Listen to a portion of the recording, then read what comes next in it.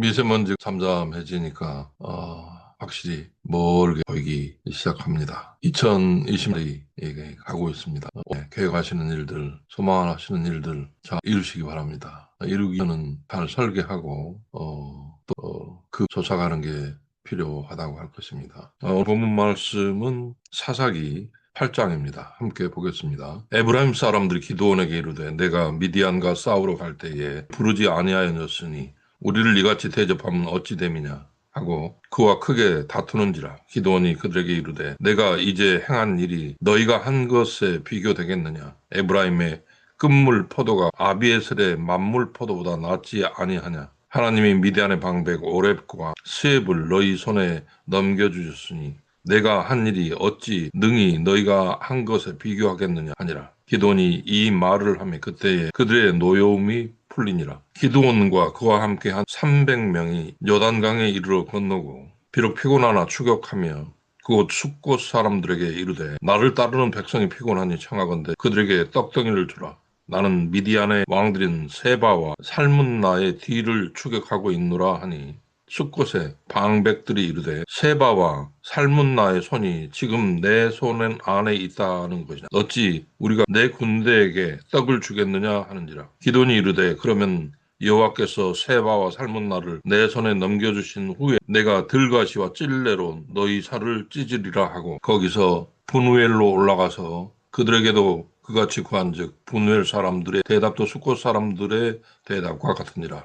기돈이 또 분우엘 사람들에게 말하여 이르되 내가 평안히 돌아갈 때에 이 망대를 헐리라 하니라. 이때에 세바와 살문나가 갈골에 있는데 동방 사람의 모든 군대 중에 칼든 자 10,000명이 죽었고 그 남은 15,000명가량은 그들을 따라와서 거기에 있더라. 적군이 안심하고 있는 중에 기드온이 너바와 욕부와 동쪽 장막에 거주하는 자의 길로 올라가서 그 적진을 치니 세바와 살문나가 도망하는지라. 기드온이 그들의 뒤를 추격하여 미디안의 후왕 세바와 살문나를 사로잡고 온 진영을 격파하니라. 요아스의 아들 기드온이 헤르스 비탈 전장에서 돌아오다가 숫곳 사람 중 한 소년을 잡아 그를 신문하며 그가 숫곳의 방백들과 장로들 77명을 그에게 적어준지라. 기드온이 숫곳 사람들에게 이르러 말하되 너희가 전에 나를 희롱하여 이르기를 세바와 살문나의 손이 지금 내 손 안에 있다는 거냐. 어찌 우리가 내 피곤한 사람들에게 떡을 주겠느냐 한 그 세바와 살문나를 보라 하고 그 성읍의 장로들을 붙잡아 들가시와 찔레로 숫곳 사람들을 징벌하고 분우엘 망대를 헐며 그 성읍 사람들을 죽이니라. 이에 그가 세바와 살문나에게 말하되 너희가 다볼에서 죽인 자들은 어떠한 사람들이더냐 하니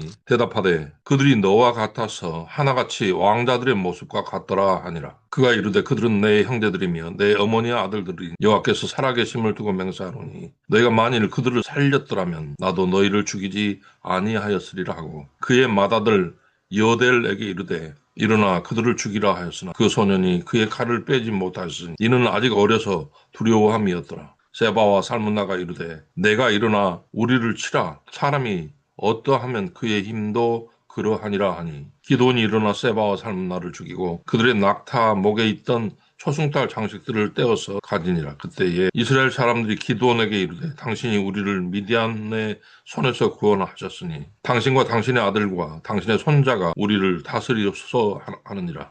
기드온이 그들에게 이르되 내가 너희를 다스리지 아니하겠고 나의 아들도 너희를 다스리지 아니할 것이요 여호와께서 너희를 다스리시 하니라. 기돈이 또 그들에게 이르되 내가 너에게 요청할 일이 있으니 너희는 각기 탈취한 귀고리를 내게 줄지니라 하였으니 이는 그들이 이스마엘 사람들이므로 금 귀고리가 있었음이라. 무리가 대답하여 우리가 즐거이 드리리이다 하고 겉옷을 펴고 각기 탈취한 귀고리를 그 가운데 던지니 기드온이 요청한 금 귀고리의 무게가 금 1,700세겔이요 그 외에 또 초승달 장식과 폐물과 미디안 왕들이 입었던 자색 의복과 또 그 외에 그들의 낙타 목에 돌렸던 사슬이 있었더라. 기드온이 그 금으로 에봇 하나를 만들어 성읍 오브라에 두었더니 온 이스라엘이 그것을 음란하게 이용함으로 그것이 기드온과 그의 집에 올무가 되니라. 미디안이 이스라엘 자손 앞에 복종하여 다시는 그 머리를 들지 못하였으므로 기드온이 하는 40년 동안 그 땅이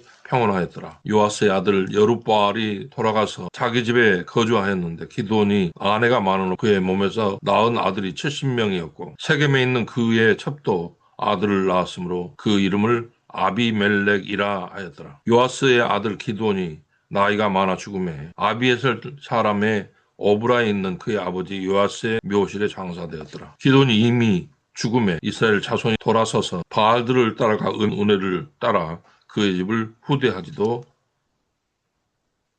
아니하였더라. 아멘.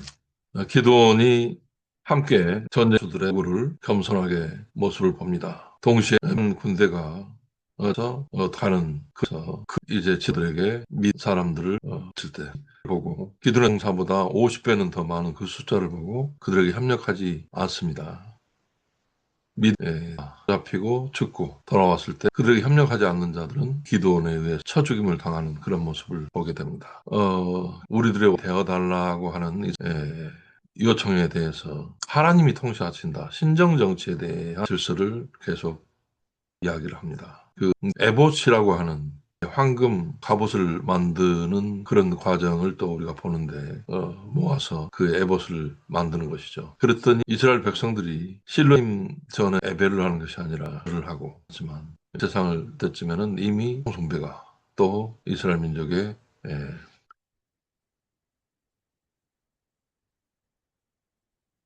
됩니다.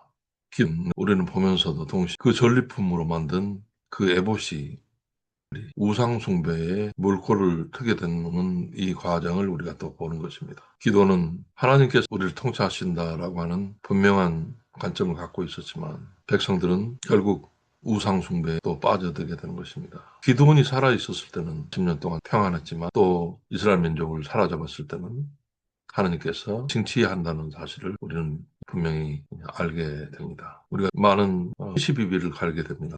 그랬을 때 싸움에서 크게 승리한 기도원이 전리품을 챙기는 그런 앞두고 있었을 때 마지막 싸움의 지파들이 왜 우리를 더 크게 쓰지 않느냐고 물어들을 우리는 바라볼 필요가 있겠습니다.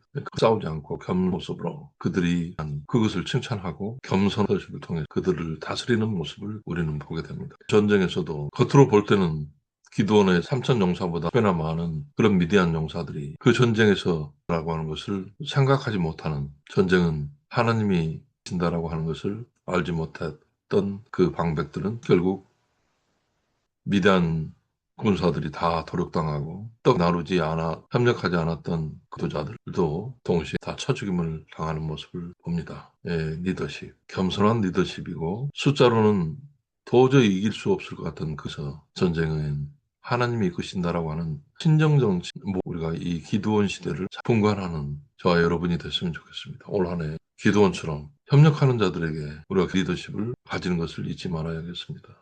더 필요가 없겠습니다. 왜냐하면 전쟁은 하나님이 하기 승패 결정을 하기 때문에 그렇습니다. 숫자로 전쟁을 하는 것이 아니라 하나님에서 승리할 수 있다고 하는 확신, 적이더라도 하나님이 함께 하시면 승리한다라고 하는 사실을 우리가 분명히 깨달을 필요가 있겠습니다. 마지막으로 시라고 하는 전쟁의 전리품으로 만든 그 금 가지고 모아서 만든 그 에봇이 결국 기도는 다르게 우상 숭배에 빠지게 되는 올무가 됐다는 점을 우리가 이 시대를 읽으면서 결국 물을 타락해진다라고 하는 사실을 잊지 말아야 하겠습니다. 올 한 해 질서를 리더십으로 또 하나님과 함께 해서 많다고 해서 우리가 앞이 아니라 하나님이 함께 하시면 승리한다라고 하는 이 사실 또 물질을 숭배하는 그곳에는 결국 하나님이 원치 않는 타락으로 우리가 빠질 가능성이 있다고 하는 사실도 분명히 주목하는 그런 저와 여러분이 되었으면 좋겠습니다. 기드온